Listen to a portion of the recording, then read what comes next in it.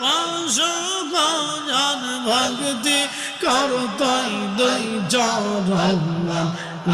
রহমালা সাহায়াদি তোমরা I go নবী কোন সাধনে পাইব তোমার আল্লাহ জবান খোলে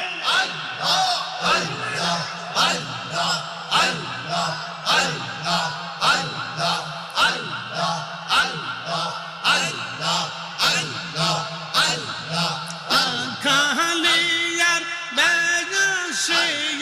মা খাদিজার দয়াসে মা খালিয়ার বেগসে মা খাদিজার দয়াসে বকরি চরা বন